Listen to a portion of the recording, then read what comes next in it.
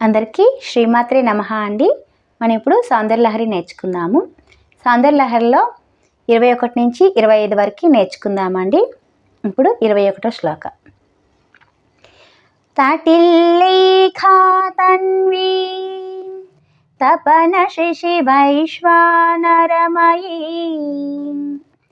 నిషన్నాం షన్నామపి ఉపరి కమలానాం తవ కలాం మహాపద్మాటవ్యాం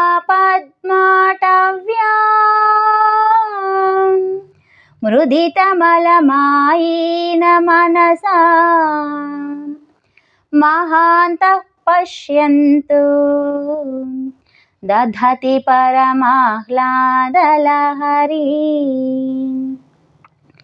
భవాని త్వం దాసి మయి వితర దృష్టిం సకరుణాం ఇతి స్తోతుం వాంఛన్ కథయతి భవాని త్వమితి యః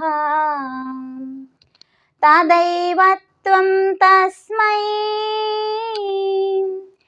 దిశసి నిజ సాయుజ్య పదమీ ముకుంద బ్రహ్మేంద్ర స్ఫుటమకుట నీరాజిత పద. ఇప్పుడు 23వ శ్లోకం అండి.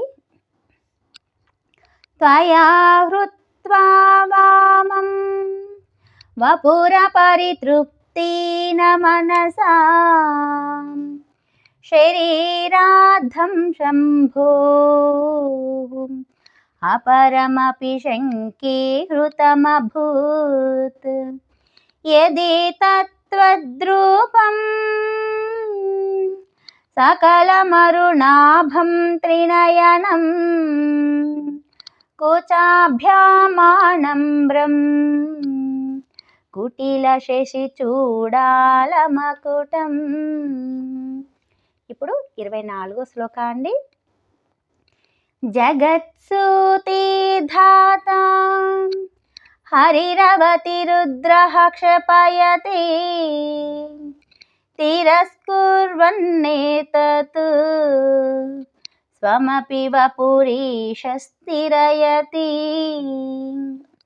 సదా పూర్వః సర్వం